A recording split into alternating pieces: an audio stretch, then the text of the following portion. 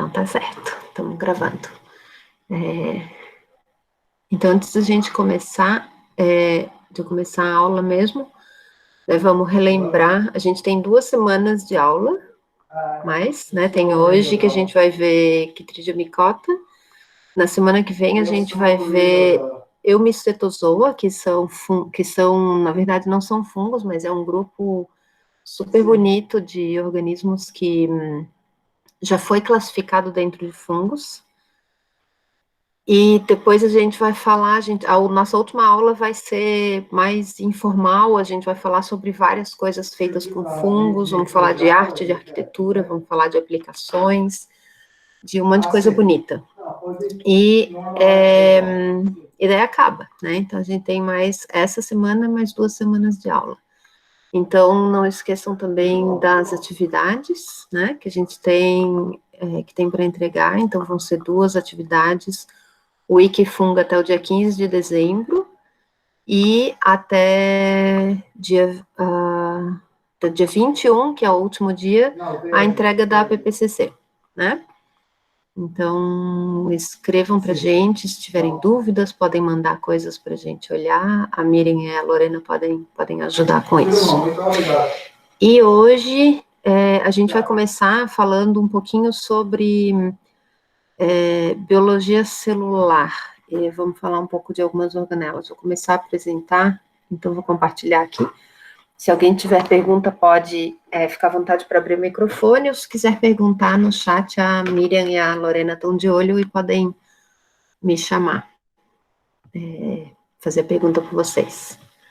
Então, a gente vai falar, porque a gente, né, a gente acaba não vendo em outras disciplinas da biologia nada sobre fungos, né? Então, nessa disciplina aqui, eu tento falar um pouquinho de cada coisa. Hoje a gente vai falar um pouquinho de biologia celular, bem por cima, só falando de algumas diferenças que existem no reino fungi. E depois a gente entra para falar, então, de Chytridiomycota, que é o último filo que a gente vai abordar, dentro daqueles 5 grandes grupos que a gente vai ver aqui. Então, vamos ver um pouquinho né, sobre em biologia celular, o que é a hifa, que organelas têm. Então, a gente sabe que os fungos são eucariontes, eles têm basicamente as mesmas organelas que têm outros eucariontes, né? A célula não é, como a gente discutiu já, não é uma célula verdadeira, né? Então, eles são estruturas tubulares que a gente chama de hifas, e essas hifas podem ser cenocíticas ou podem ter septos, que a gente vê aqui, que são perfurados, né? Então, a membrana plasmática, que está marcada aqui em alaranjado, ela é contínua, ela não divide esses compartimentos hifais, mesmo nas células, mesmo nas hifas que são septadas, né? Então, isso já é uma diferença grande entre uma célula verdadeira e um compartimento hifal, que na verdade é parte a gente poderia considerar de uma célula enorme, comprida, tubular e que se ramifica formando, então, o micélio, né? Então, quando a gente vê um mofo, ele está todo conectado, é como se fosse uma grande célula ramificada. E, bom, então os fungos têm as mesmas organelas que outros organismos eucariontes. Tem, então, núcleo verdadeiro, que é composto por membrana dupla também, mitocôndrias, ribossomos, o aparato de Golgi, isso tudo distribuído, então, nessas hifas, né, que se dividem, se ramificam formando o micélio. Nessa imagem aqui de baixo, à direita, a gente vê essas linhas verdes que estão aqui representando são os microtúbulos corados. Então, todas essas organelas e os componentes aqui dentro, vacúolos também, né? Todos esses componentes aqui são transportados ao longo das hifas, cenocíticas ou septadas. Esses componentes, essas organelas são transportadas através dos microtúbulos que tem, então, se estendem por toda a hifa. Os vacúolos são estruturas bastante importantes nos fungos, né, porque a gente sabe que eles se alimentam, então, liberando enzimas no substrato, que é a comida deles, né, como a gente já viu, então eles crescem na comida, liberam enzimas na comida e absorvem os nutrientes que interessam. É muito como acontece nos animais, só que nos animais, né, existe uma cavidade que é o estômago, que é onde essa absorção acontece, e o resto precisa ser eliminado pelo organismo. Então, aqui é como se eles tivessem um estômago que está virado para fora, e eles não precisam eliminar nada, porque eles só absorvem através da parede celular e da membrana celular os nutrientes que interessam. E a gente já viu, então, que os fungos podem decompor, praticamente, podem decompor todos os tipos de moléculas, podem absorver muitas moléculas também. Então, eles podem absorver, inclusive, às vezes, substâncias tóxicas, que eles podem deixar compartimentalizadas e acumuladas em vacúolos, e alguns desses fungos são usados, então, na remoção, por exemplo, de metais pesados do solo. E existem, então, vários tipos de vacúolos, dependendo do tipo de fungo e da função desse fungo. Aqui no A, eu vou falar um pouco mais desse exemplo aqui, que é né, a gente teve bastante discussão e pergunta na aula de glomeromicota, então eu vi que vocês se interessaram também pelo tema de micorrizas. Na figuragem tem uma hifa representando uma hifa de micorriza, onde a gente tem esses dois vacúolos lineares aqui, praticamente, que correm ao longo da hifa inteira. E esses vacúolos têm uma função importante, porque então vocês lembram que a gente tem, né, nos fungos micorrízicos, deixa eu pegar aqui, a gente tem uma planta, as raízes da planta, e as micorrizas que estão associadas às raízes, as hifas desses fungos, se estendem no solo numa área muito maior do que a raiz, né? E nessa interface aqui, onde as duas estão conectadas, onde fungo e planta estão conectados, é onde ocorre aquela troca de nutrientes. E qual é a vantagem, então, de ter esse vacúolo linear comprido aqui? Isso acelera o processo de transporte de nutrientes dessa região até essa região. Porque aí, ao invés de o vacúolo precisar ser transportado através dos microtúbulos, é praticamente automática a entrada do nutriente no vacúolo e ele se difunde através desse mesmo vacúolo até uma parte mais longínqua, digamos assim, da hifa. Então, o processo de transporte através de um vacúolo longo é muito mais rápido do que o transporte através de microtúbulos, né, que exige também maior gasto de energia. Então, essas são algumas das diferenças dos vacúolos e das funções desses vacúolos. O núcleo, então, é igual ao núcleo de outros eucariontes, é uma organela com membrana dupla. Eles são muito pequenos, porque na maioria dos casos, então, como a gente já viu em vários ciclos de fungos, né, em vários ciclos de vida, na maioria do corpo do fungo, os núcleos são haploides. A fase diploide, que é quando a gente tem 2N, é muito curta. Então, os núcleos haploides também, por terem a metade da quantidade do material, também são menores. Em leveduras, elas podem ter de 1 a 2 micrômetros, e em outros grupos, pode chegar até 25 micrômetros de diâmetro. A gente não consegue ver em microscopia óptica os núcleos, a não ser que a gente faça uma coloração especial, como essa que a gente está vendo aqui em cima, onde só os núcleos são corados. Mas, geralmente, quando a gente está observando o microscópio óptico, que a gente usa corantes de citoplasma, ou corantes simples para ver estruturas, a gente não consegue ver os núcleos. A gente vê muito vacúolo, muito vacúolo. Isso é bem fácil de ver. E o que é diferente, então, no núcleo dos fungos, se a gente comparar com o núcleo de plantas e animais, por exemplo, né?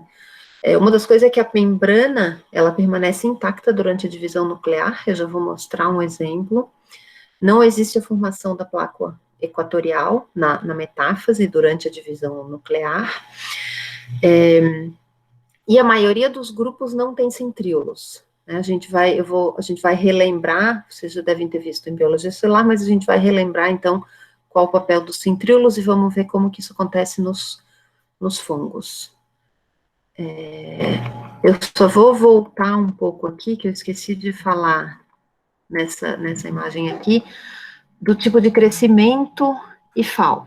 Né? Então, depois a gente volta lá para o núcleo, mas uma característica interessante, que é importante também de a gente conhecer nos fungos, é que as hifas têm sempre um crescimento apical. Então, uma hifa, ela cresce apicalmente, ela pode se ramificar bastante, né? As hifas se ramificam para formar o micélio e para aumentar o tamanho, mas o crescimento é sempre apical. Isso quer dizer que essa região aqui, que é a região apical da hifa, é sempre a região mais jovem. E aqui, onde a hifa se originou, por exemplo, se ela germinou a partir de um esporo, essa região aqui é mais antiga, mais velha. E como que acontece o crescimento apical? Então, existem vesículas, né, isso foi descoberto por um alemão, ele observou uma massa de vesículas só na ponta das hifas em crescimento, e essas vesículas, elas são produzidas lá no retículo endoplasmático, são transportadas, então, em conjunto até a ponta da hifa, e existem aqui vesículas de dois tipos. Vesículas que têm beta-glucanas, que é o componente principal da parede dos fungos, e vesículas que contêm quitina sintetase. Isso é um quê? Quitina sintetase.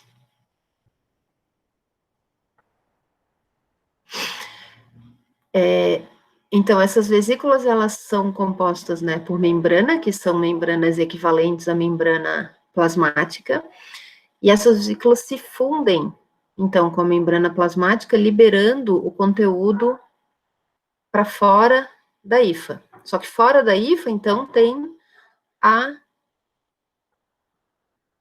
parede celular sendo formada.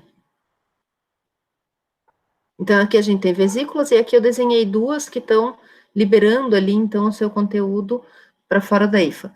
E esse conteúdo, que é, né, em conjunto, as beta-glucanas e a quitina sintetase, vai se combinar aqui formando a nova parede celular.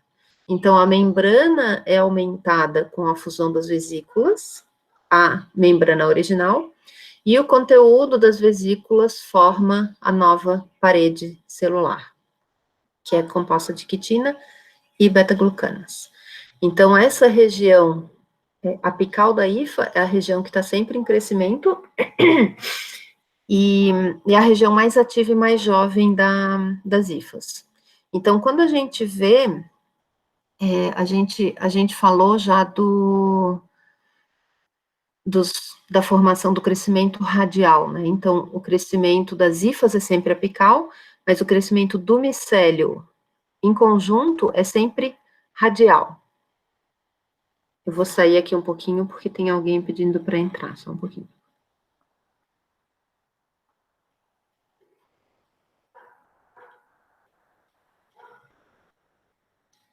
Bom dia, Luísa.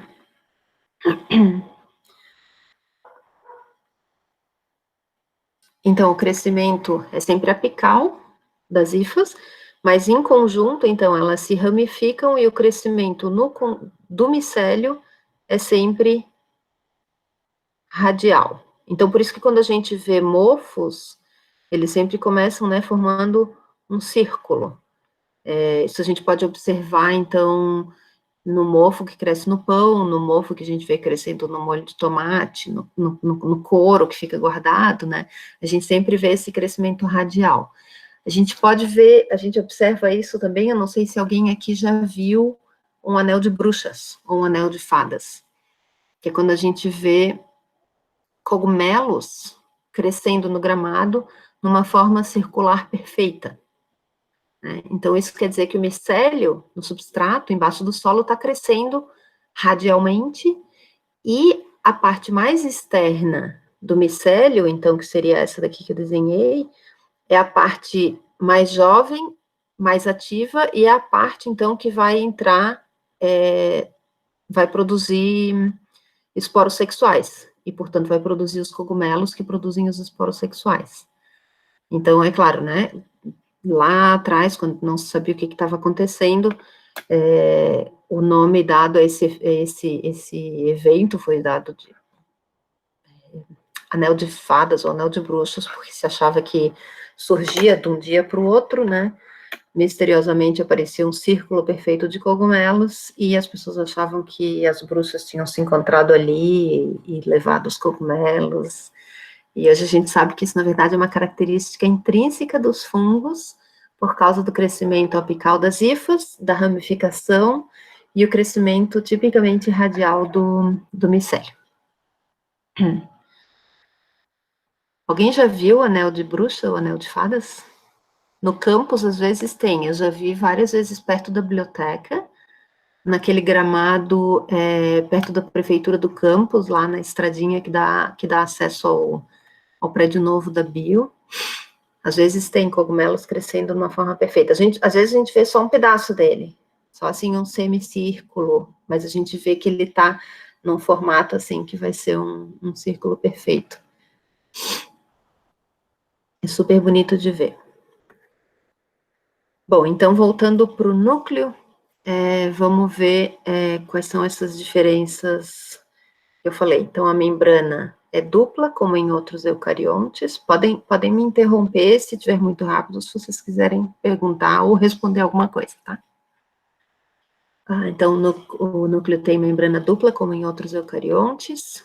A membrana permanece intacta durante a divisão celular e não tem, na maioria dos grupos, não tem centríolos.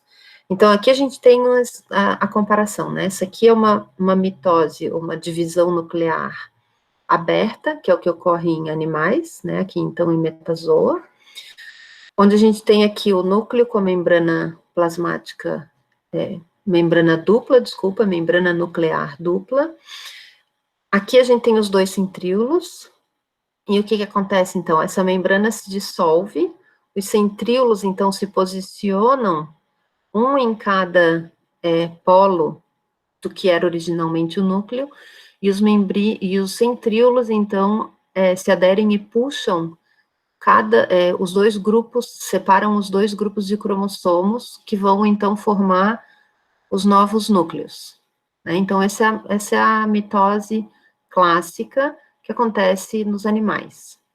Nos fungos, então, como a gente está vendo aqui em cima, a membrana nuclear nunca é desfeita, ela continua intacta, e ao invés de ter centríolos, esse desenho aqui, na verdade, está representando o corpo polar do fuso, que é como se chama, então, essa estrutura que tem papel de centríolo.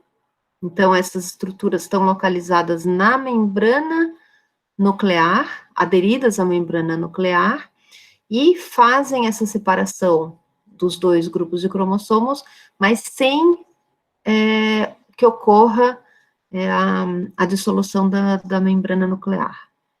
E aí ocorre como se fosse um estrangulamento para, então, dividir e formar os dois novos núcleos. Então, essa é chamada de mitose ou divisão nuclear fechada, que é característica dos fungos. E aqui, então, a gente tem algumas imagens em microscopia de transmissão, mostrando o corpo polar do fuso, aqui a divisão, né, a separação dos cromossomos, dos grupos cromossomos, e aqui só uma imagem mais próxima, mostrando aqui a membrana dupla nuclear, e essa parte mais densa, então, é o corpo polar do fuso. E chama SPB porque, que é a sigla em inglês, que é Simple Bodies. Então, vamos entrar agora, essa então foi a introdução, alguns aspectos que eu queria que a gente visse, que a gente não tinha visto ainda, de biologia celular, que eu acho que é importante a gente saber, né, e ver as diferenças que a gente não vê, que a gente não tem a oportunidade de ver em outras disciplinas. Então, é rápido, mas é uma síntese só de um pouquinho das diferenças. E agora a gente vai entrar, então, vendo de novo os 5 grandes grupos que a gente está vendo. A gente já está aqui, então, lá no grupo mais basal, que é o que a gente vai ver hoje, que é Chytridiomycota sensulato. Chytridiomycota, então, foi o primeiro grupo a surgir, né, na evolução dos fungos. Depois a gente vai falar um pouquinho mais sobre isso. Então, nessa classificação do Tree of Life, a gente tem 2 outros filos, que são, né, que foram derivados de Chytridiomycota, Blastocladiomycota e Neucalimastigomycota.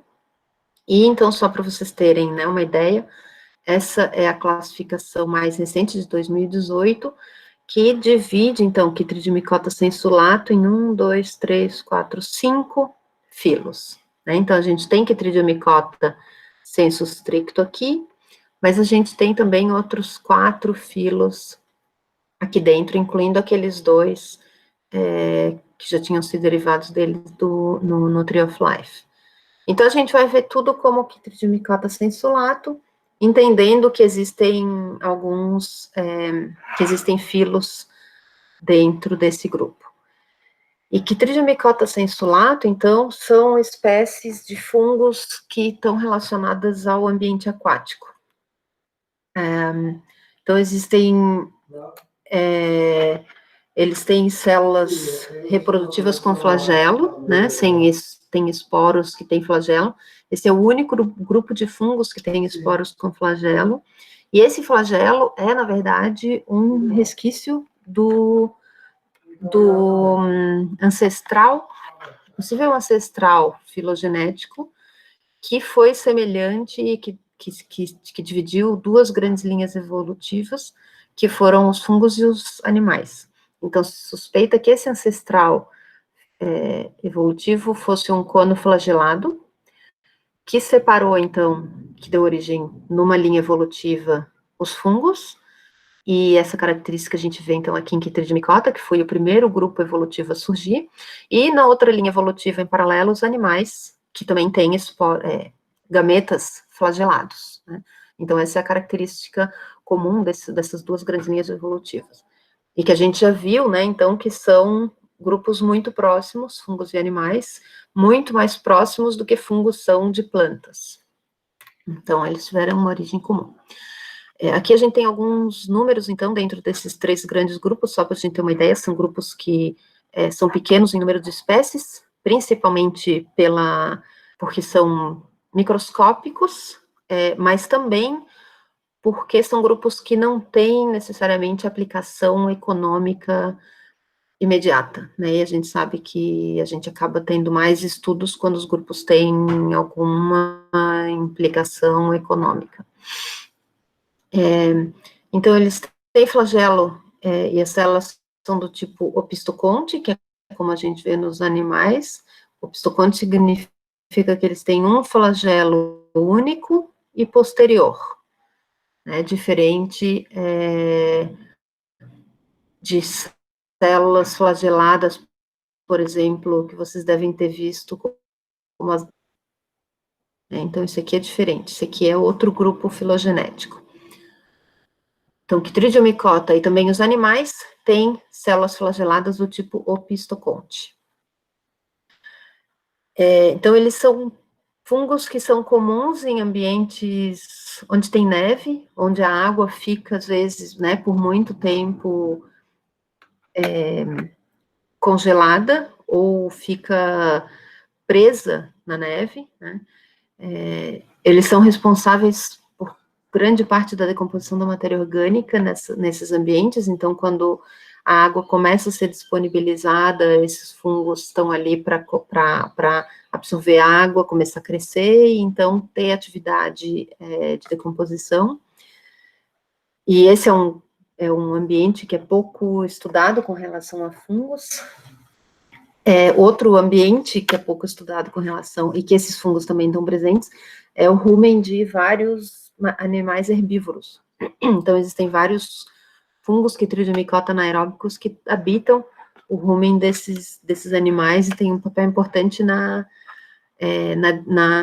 ajuda, para ajudar a digestão desses bichos, né? Então, aí são 2 exemplos de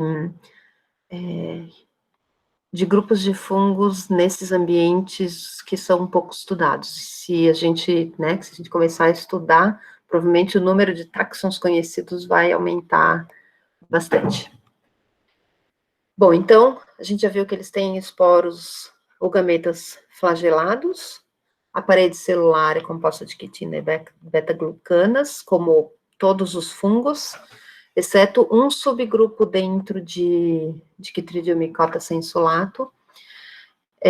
Uma outra característica da biologia dos fungos, da biologia celular dos fungos, é que eles têm ergosterol na membrana celular. Ergosterol é um lipídio de membrana que é equivalente ao colesterol dos animais.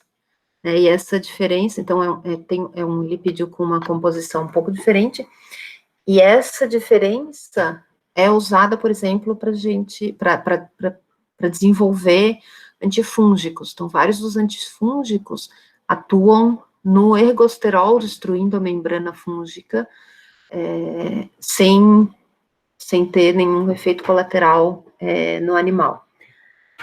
Que eu não me lembro se eu já mencionei, mas uma das dificuldades da gente combater micoses em animais é justamente essa proximidade evolutiva que a gente tem com eles, que tem tantas coisas em comum entre fungos e animais, que é difícil, às vezes, eliminar o fungo sem ter um outro efeito colateral no animal que está sendo atacado pelo fungo, né? Então, quem já teve, assim, micose mais grave, sabe que é difícil, o tratamento sempre é meio complicado, né? Então, a resposta para isso está na evolução. E a substância de reserva, assim como nos animais, é o glicogênio. E Chytridium, então, Chytridiomycota vem da palavra do radical Chytridium, que significa cápsula pequena, né? E a cápsula, então, é o esporângio, que é a estrutura que forma os esporos sexuais. Então, aqui a gente tem um exemplo, esse aqui é o esporângio, que seria a cápsula, né, e depois a gente vai falar um pouco mais sobre o que é essa estrutura. E muitas vezes eles têm também uma tampinha, um opérculo, para a liberação dos esporos. Então, cápsula pequena. Eles são aquáticos, as hifas são cenocíticas, não tem nenhum tipo de septação, podem se ramificar, podem ser unicelulares ou filamentosos. Então, esse aqui é um exemplo, na verdade, de um Chytridiomycota unicelular, eu já vou explicar por quê. E, bom, a gente já viu de novo, os esporos são flagelados. Então, aqui a gente tem um grupo de esporos que a gente chama também de zoósporos. Então, os cenocíticos vão ser formados por hifas, sem compartimentalização, a não ser na formação de estruturas reprodutivas. Então, a gente aqui vê hifas com septos, né? A gente está vendo vários septos em todas essas hifas aqui. Isso porque nessas hifas aqui está ocorrendo a formação dos esporângios. Então, nos micélios cenocíticos, filamentoso, mas sem septo, o micélio somático vai crescer e se ramificar sem ter nenhuma septação. No entanto, quando esse micélio começa a produzir estruturas reprodutivas, né? Imaginem que uma parte dele vai sofrer várias transformações, né? Se essa aqui, então, é a parte que vai produzir esporos, ele vai sofrer várias transformações aqui dentro, em termos de genética, de química, de compostos que ele vai precisar para fazer a parede dos esporos, e essas transformações, elas precisam ser contidas só nessa região aqui, que vai ser a região que vai produzir os esporos. Então, nesses casos, ocorre, sim, a formação de uma parede celular, de um septo. Então, por isso que a gente vê aqui vários septos que estão separando as estruturas que estão mais cor-de-rosa ou alaranjadas, que são as estruturas que estão formando os esporos sexuais. Então, o micélio é sinocítico, mas vai formar septos na base das estruturas reprodutivas que vão produzir esporos. Os septos também vão ser formados nas hifas cenocíticas, caso essa hifa sofra um rompimento ou algum ataque de herbívoro, e o septo é formado, então, para manter a integridade do restante da hifa, né? Porque se essa hifa se rompe aqui, ela vai extravasar o conteúdo citoplasmático. Então, ocorre a formação de um septo para proteger o restante da hifa. Então, existem duas situações onde a gente vai ver a formação de septos nas hifas cenocíticas. Isso vale para todos os outros grupos que a gente viu também. Então, a gente tem quitridiomicota filamentoso, com micélio cenocítico, ou quitridiomicota celular, unicelular. E nos unicelulares, então, a gente tem, isso aqui é uma única célula, mas a parede dessa célula, num determinado ponto, ela se expande e se ramifica, formando rizoides. E esses rizoides aqui têm a função de aderência ao substrato. Mas isso aqui tudo é uma célula só, não são hifas verdadeiras, são, na verdade, expansões dessa mesma célula para absorção. Então, a gente tem quitridiomicota unicelulares e quitridiomicota filamentosos. E nesse mesmo sentido, então, a gente pode ter, a gente tem outra classificação, que é quando o quitridiomicota unicelular, ele vai ser capaz de produzir um único esporângio, uma única cápsula para a produção de esporos sexuais. E esses são chamados de monocêntricos. Então, aqui a gente tem um exemplo de um quitridiomicota unicelular, formando um único esporângio, com os rizoides aqui representados numa célula vegetal. Então, esse aqui é um parasita de célula de vegetal.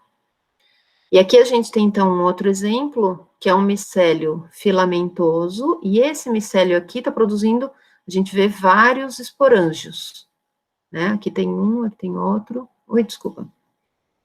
E esse aqui, então, é chamado de policêntrico, porque ele tem mais de uma estrutura de produção de esporos. E as estruturas, basicamente, no que a gente vê, quando a gente observa no microscópio, podem ser os rizoides, no caso dos dois tipos. Então, aqui a gente vê os rizoides nessa imagem, os esporângios e as hifas, né? Basicamente, que a gente vê. Aqui a gente tem dois exemplos de quitridiomicota que são monocêntricos. Aqui, então, são vários, né? A gente vê um com os rizoides aqui tem outros meio grudadinhos nele, mas que são separados, na verdade. Então, aqui é a mesma foto, só para a gente ver, então, que a gente tem o esporângio e rizoides, e esse, então, é um talo eucárpico, a gente vai ver o que significa essa palavra, monocêntrico, de Spizelomyces. Então, o que significa aquela palavra ali, eucárpico? O holocárpico, né? Então, no caso dos quitridiomicota, que são unicelulares, lá estava errado, que ele é um holocárpico. No caso dos Chytridiomycota, que são unicelulares, a gente fala que o talo é holocárpico. Isso significa que o talo inteiro ele tem só um esporângio, e pode ou não ter rizóides, mas esse esporângio inteiro, que representa o fungo, quando os esporos amadurecem, o esporângio se abre, ele libera os esporos, e o fungo original, o esporângio original, não existe mais. Então, é holocárpico, holo significa todo ou inteiro, porque todo o talo se transforma em esporos e o talo original morre. Nos eucárpicos, é o exemplo que a gente viu nos filamentosos. A gente tem, então, hifas, que são cenocíticas, essas hifas crescem, se ramificam, em alguns pedaços ela vai formar septos para a produção dos esporângios que vão produzir os esporos. Nesses casos, então, aquela parte da hifa, ou aquele esporângio, se abre, libera os esporos, mas o restante da hifa pode continuar a crescer e continuar se ramificando e formando outros esporângios. Então, nesse caso aqui, a gente chama de eucárpico, porque só uma parte vai produzir os esporos. E a hifa continua a crescer. Aqui a gente não tem hifa, um micélio para continuar a crescer. E com relação a onde essas espécies crescem, elas podem ser endobióticas, quando elas estão dentro da célula do hospedeiro ou da matéria que eles estão decompondo, ou epibióticas, quando elas estão acima, ou fora, na superfície do hospedeiro ou da matéria que eles estão decompondo. Então, aqui a gente tem um exemplo de uma alga, a gente já nem vê mais o verde da alga, né? Ela é completamente tomada por essas bolinhas aqui, que são esporângios de Mesocitium. Então, cada um desses aqui é um esporângio que está parasitando essa alga, se alimentando do material interno da alga. E aqui, inclusive, a gente vê esses tubos. Cada esporângio tem um tubo ligado à parede celular externa da alga, que é por onde os esporos vão ser liberados no ambiente. Então, esses aqui são esporângios endobióticos. E aqui a gente tem dois exemplos, então, nesse caso agora, de um exemplo de um Chytridiomycota endobiótico em uma planta, que é o mesmo exemplo aqui, só que aqui em uma planta, e ele, nesse caso, não tem um tubo para liberação dos esporos, mas o opérculo que vai abrir está na superfície. E nas espécies epibióticas, então, o opérculo e o esporângio vão estar na superfície. Os rizóides podem estar aderidos sobre a célula ou dentro da célula, mas o esporângio vai estar na superfície externa. E aqui é um outro exemplo, esse aqui é um exemplo que a gente vai falar um pouco depois, um esporângio que está também, a gente vê que está na superfície, esse aqui é a microscopia eletrônica de varredura, aqui os rizóides aderidos à parte externa, isso aqui é um fungo Chytridiomycota que ataca anfíbios. A gente vai falar um pouquinho, então, aqui a superfície que a gente está vendo são as células, a camada externa dos anfíbios, que ele está atacando, né, e ele fica grudado na pele externa.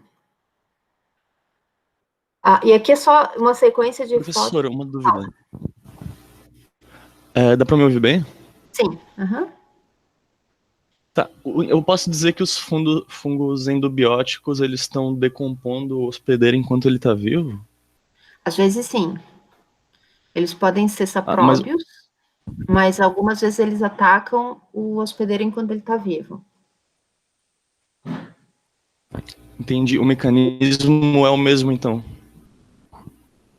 É sempre decomposição, né? A gente faz uma distinção, mas se a gente pensar, os fungos vão sempre se alimentar por decomposição.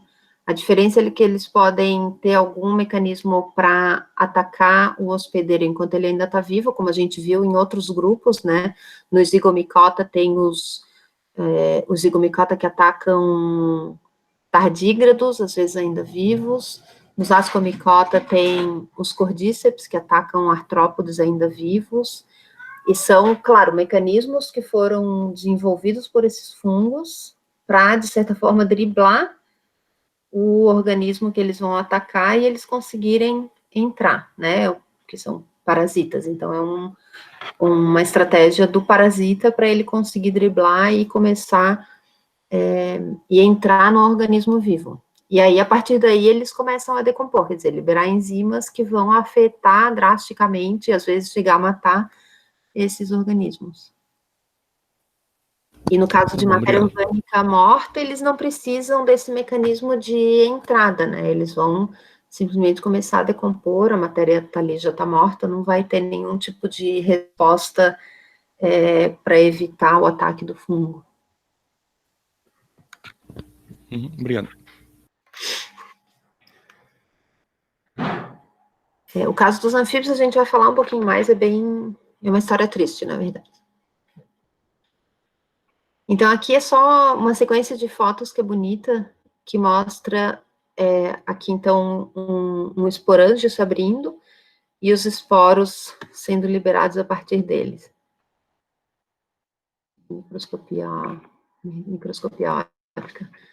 Fotos desse micólogo dos Estados Unidos. Aqui, então, a massa, a gente vê, né, aqui a gente vê até a tampinha do opérculo, e a massa de esporos flagelados, que depois, então, se dissipa, e cada um desses é um esporo com um flagelo.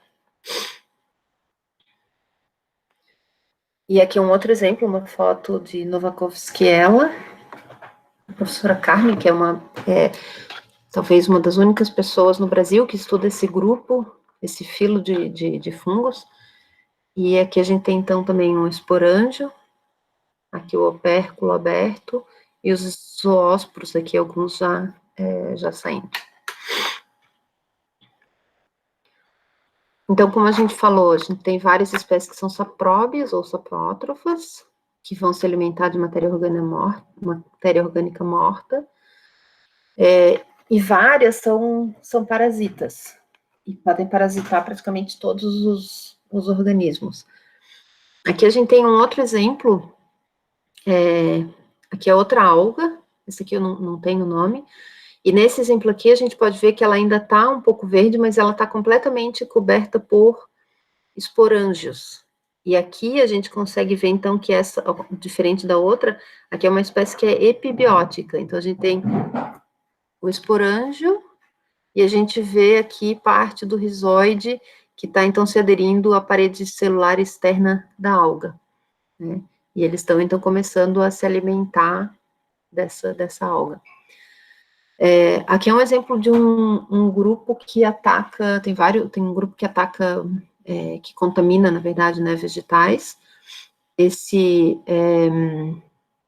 Opidium, então está dentro do filo Opidiomycota, que foi separado naquela classificação de 2018, e Opidium contamina, forma esporângios em alface. Isso aqui é uma doença comum nas alfaces. Então, também relacionado à água, à irrigação, e os esporos, então, quando são liberados, vão contaminar, né, vão para a terra e vão acabar contaminando outros pés de alface, no caso. Aqui é um exemplo, então, Opinomyces, que é um dos gêneros que habita o rumen de bovinos, ovelhas, cabras, né, de ruminantes. São fungos, então, que vivem em anaerobiose e ajudam esses bichos no processo da digestão da celulose, né, que os animais não conseguem digerir a celulose, mas tem, então, esses fungos associados ao rumen que ajudam na digestão. Né, essa vaquinha aí tá bem feliz com o funguinho dela. Esse é um grupo que relativamente tem importância econômica maior, Celomomyces, é um gênero de Chytridiomycota que parasita larvas de insetos aquáticos, vários associados a larvas de mosquitos. Então, aqui a gente vê a larva e todas essas bolinhas aqui, então, são esporângios que estão parasitando essa larva. E existem várias pesquisas, então, com esse grupo para uso no controle biológico, né, principalmente de mosquitos que transmitem doenças humanas. Então, esse o C, o E, em latim a gente fala C, então é Celomomyces, a gente fala o nome desse gênero. E aqui, então, o exemplo dessa espécie, existem duas espécies que têm sido mais estudadas na última década, digamos assim, eu acho, que é Batrachochytrium dendrobatidis, que ataca anfíbios, que ataca sapos, e tem uma outra espécie que foi descoberta depois, que é a Batrachochytrium, deixa eu achar aqui, salamandrivorans, que ataca salamandras. Então, é o mesmo grupo de fungos, eles estão, então, associados a esses animais e crescem na superfície externa. Então, lembrem daquela foto que eu mandei lá atrás, eles são epibióticos.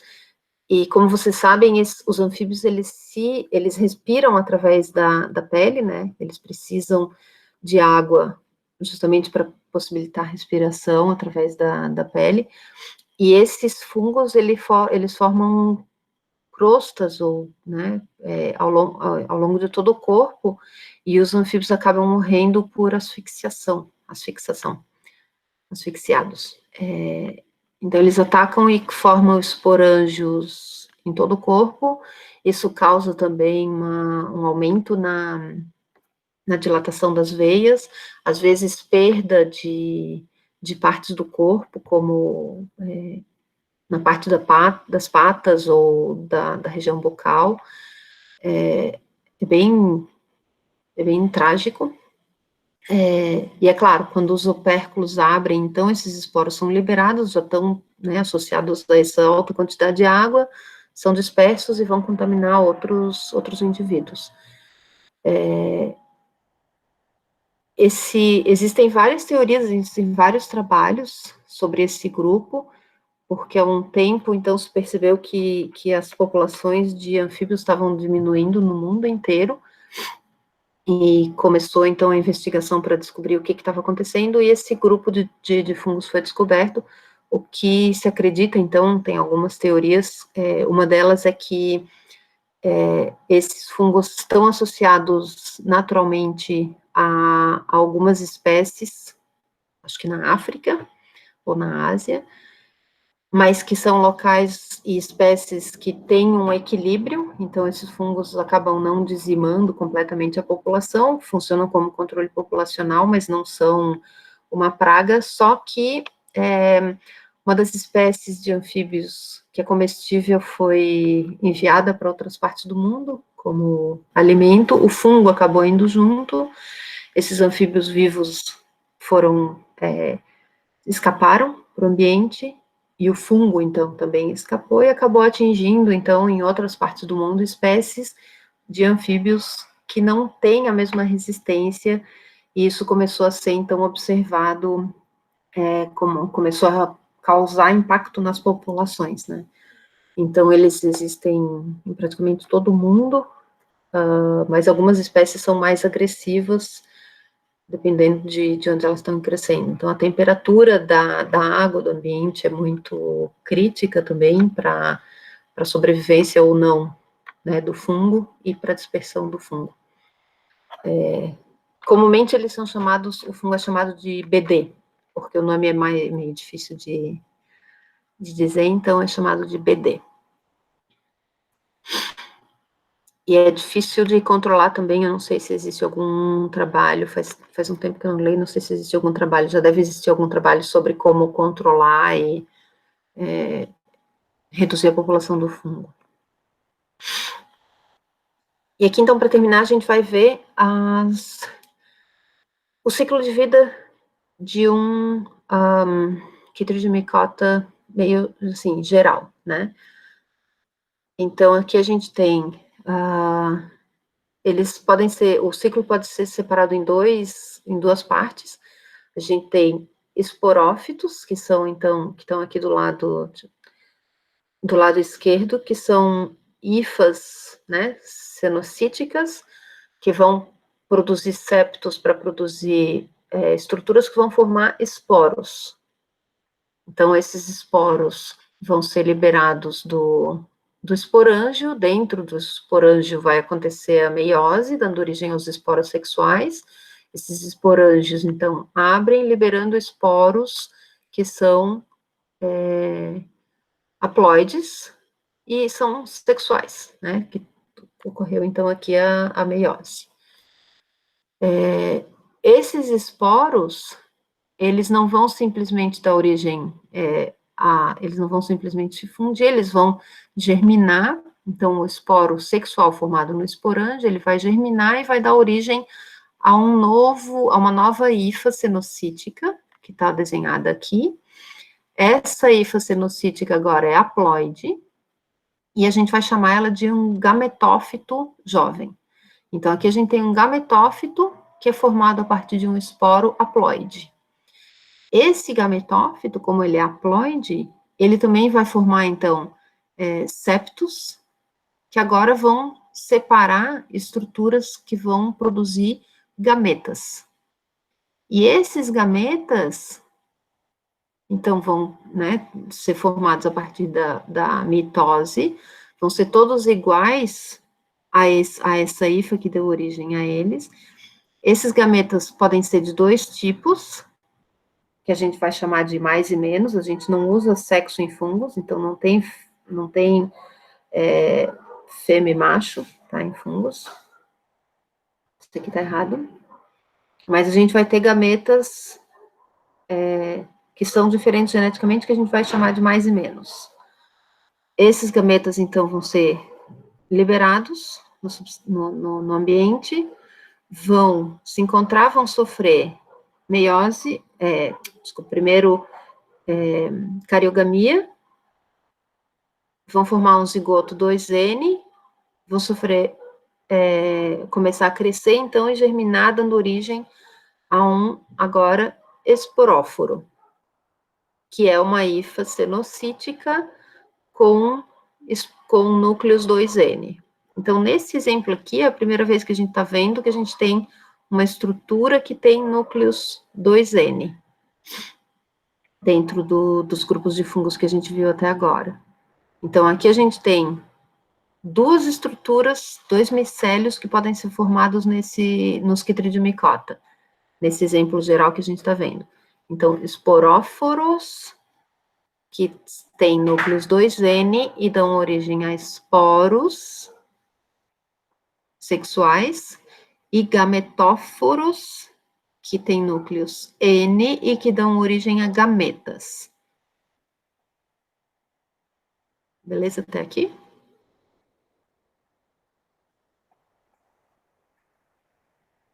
Então, parece um pouco mais complicado. Esse exemplo é do livro do Raven também.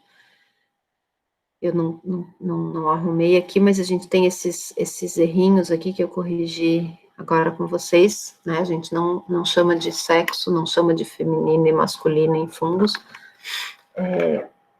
Mas a gente tem, então, essas duas grandes fases no ciclo de Chytridiomycota.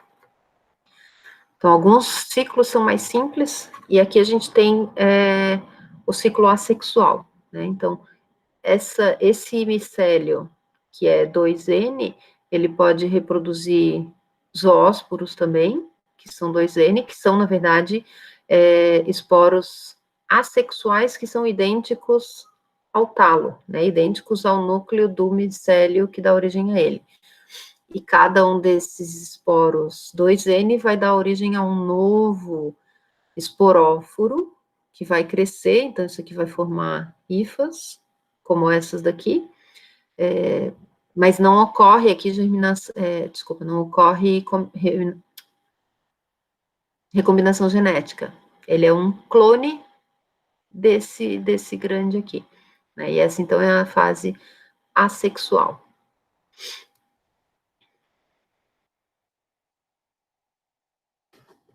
Alguma dúvida aqui?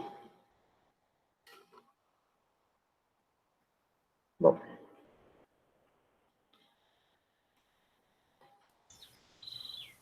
Aqui no chat está tudo tranquilo também.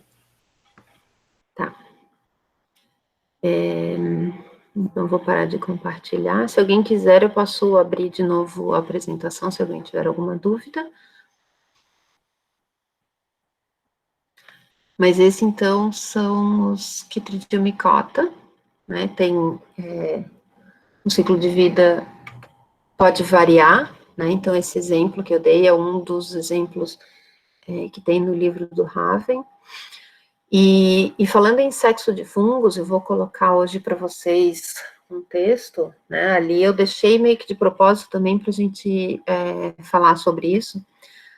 Os fungos não têm dois sexos apenas, né? A gente não fala nesse sentido porque a gente viu também nos outros grupos que o pareamento entre fungos, ele se dá não por o que a gente conhece como sexo, mas sim por um reconhecimento genético, que a gente chama de pareamento sexual, né? Então, isso vai depender do conteúdo genético dos núcleos daqueles fungos que estão entrando em contato.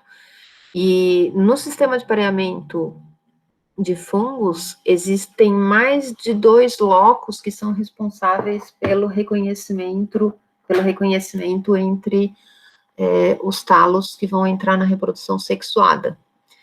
E nessa combinação, dependendo das espécies, essa combinação pode dar origem a várias possibilidades.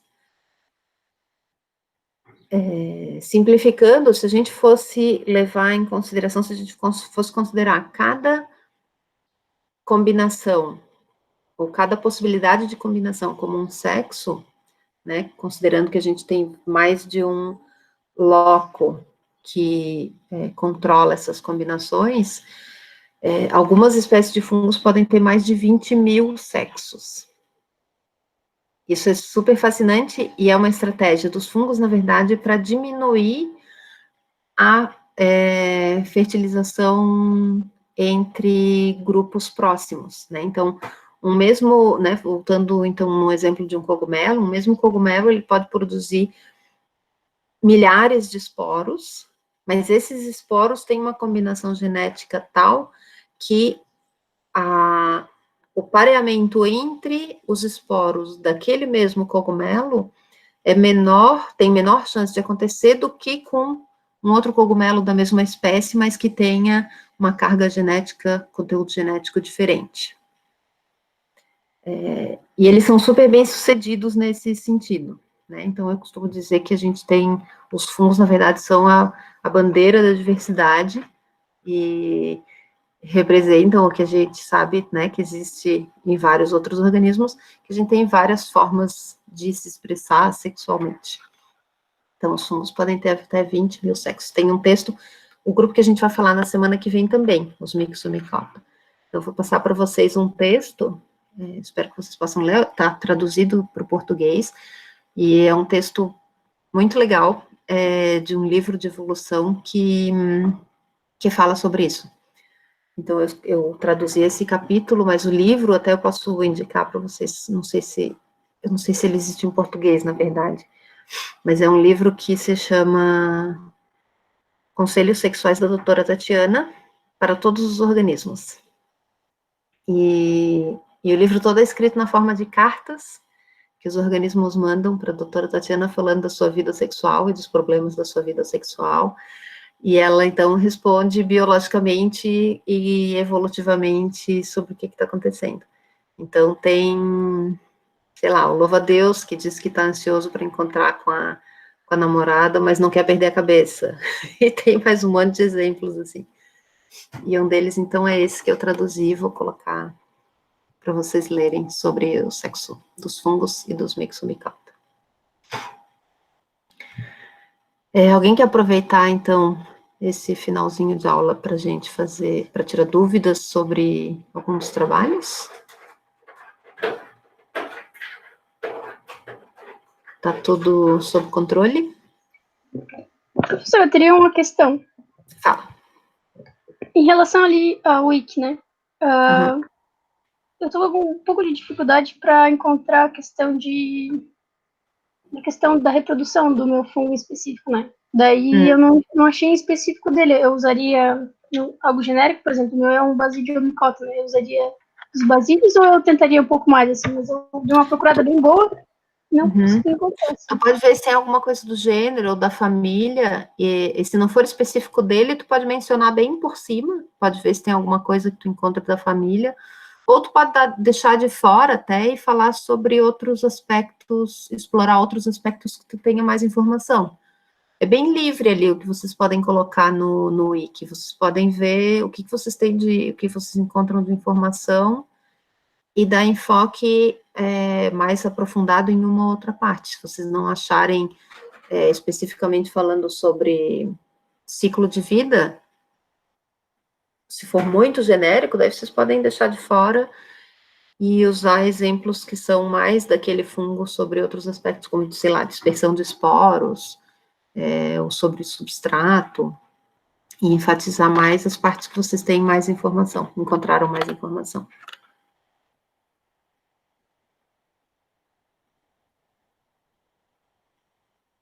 Os tópicos que eu coloquei lá para abordar são sugestões. Vocês podem buscar alguma coisa sobre histórias e mitos. Então, como eu falei aqui do anel de bruxa, né? Esse é um mito que a gente sabe hoje que não, né? A gente sabe hoje biologicamente por que eles crescem assim, que é lindo de ver, mas, né? Se a gente imaginar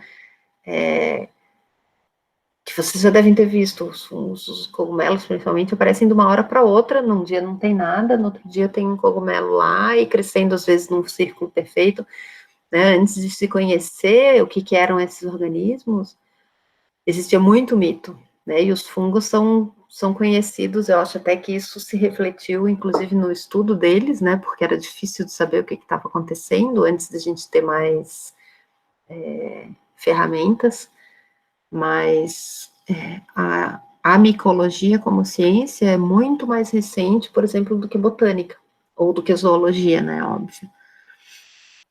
Então, esses mitos também são interessantes, assim, para desmistificar, né, o que era o anel de fadas e o que a gente sabe hoje que é o anel de fadas ou de bruxa.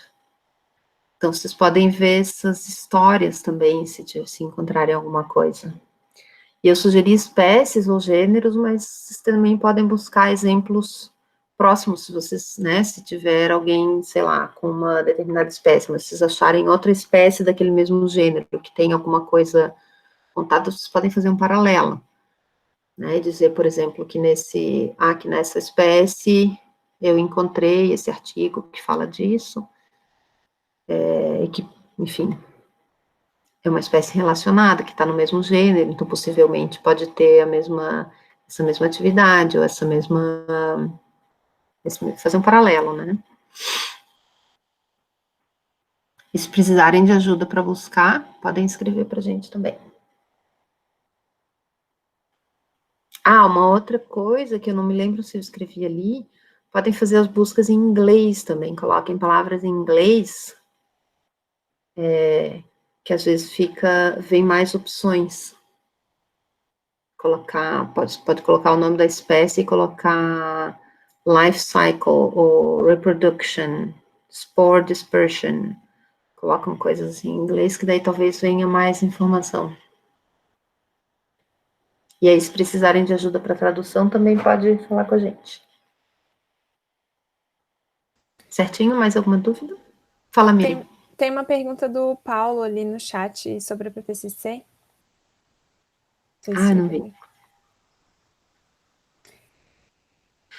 Então, a PPCC é bem livre, Paulo. Vocês podem fazer um PDF relatando o que fez, ou vocês podem fazer vídeo ou quadrinhos, usar fotos, pode ser um texto relatando, descrevendo uma aula, uma proposta de aula, por exemplo. Então, fica bem livre a forma que vocês querem usar para apresentar. Pode ser um texto ou pode ser ilustrado. Vocês podem ficar bem livre. Pode ser música, paródias, teatro. Professor, eu não lembro bem, mas no caso não precisa ser relacionado ao ensino básico, né? Pode ser algo mais... Pode ser relacionado à divulgação também, que possa ser usado para qualquer público. Então, assim, se vocês quiserem relacionar com o ensino básico ou fundamental, vocês podem ver o que naqueles anos as crianças estão estudando e relacionar com aquele tema específico do que é estudado nas escolas naqueles anos. Dá até para buscar, sei lá, livros de segundo grau, livro do ensino básico ou do fundamental, ver o que se ensina sobre fungos e propor alguma coisa em cima daquilo, ou fazer uma crítica até, né? Isso também pode ser uma PPCC. O que eu vi, de repente, pega aí, né, quem está em casa, pega o que vocês estudaram no ensino básico, no fundamental de fungos. Pega lá o livro de vocês, se vocês ainda tiverem, e faz uma crítica do que vocês viram com o que poderia ser melhorado com base no que vocês sabem agora. Essa seria uma PCC legal também. Vocês usarem a bagagem de vocês e o que vocês lembram de ter visto, ou o que não lembram, e propor uma nova aula. Se eu fosse ter aula de fungos no ensino básico ou fundamental agora, o que eu gostaria de ver, agora que eu sei um pouquinho mais sobre fungos? Essa é uma ideia também legal. Nisso podem ou fazer uma crítica, ou preparar uma nova aula para vocês do futuro, do passado.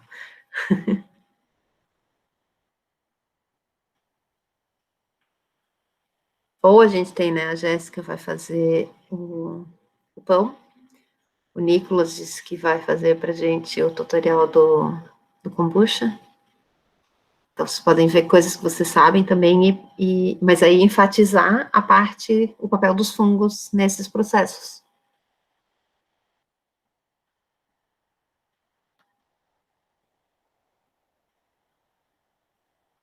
Mais alguém?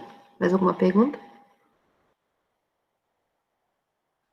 Então, se não tem, eu quero convidar todo mundo, eu mandei para vocês um convite, hoje à tarde vai ter um evento do BioPBID, que vai ser bem bacana para quem tem interesse na parte, né, de educação. O PIBID, para quem não sabe, então, é o Programa de Incentivo à Docência, e a gente tem vários colegas de vocês que já foram bolsistas, alguns vão falar hoje à tarde da experiência deles, e é super bacana, é um projeto super lindo, a gente está com um super desafio esse ano, porque a gente está trabalhando só online, porque as escolas estão sem aula, né, com as escolas da prefeitura, mas a gente está trabalhando direto com os professores das escolas, e tem tudo a ver com essa troca que a gente quer fazer, com essa ponte com a universidade, de a gente estar formando professores,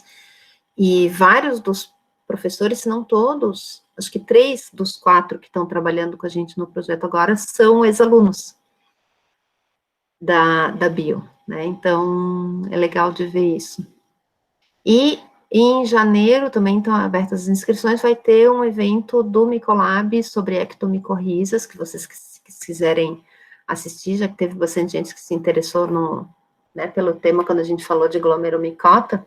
A gente vai falar bastante de interação de fungos, o evento é aberto, é gratuito, online, depois eu vou mandar para vocês o link, vocês podem se inscrever, mas se vocês, né, a gente vai divulgar também o link para quem quiser só assistir, vai ser dia 29 e 30 de janeiro.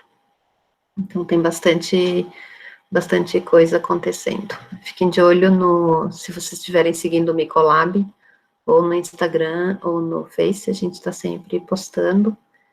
E o evento vai ser aberto, o link vai estar disponível para todo mundo, vai passar no YouTube do Micolab. Então fiquem de olho lá. Então vamos lá, respira fundo, que o semestre está quase acabando, esse ano dos infernos também está quase acabando. E vamos lá, que junto a gente consegue, a gente termina. Certo? Então, obrigada a quem veio. Eu logo vou postar a aula gravada para quem não pôde assistir. E fiquem bem, vamos ter uma boa semana. E até a semana que vem.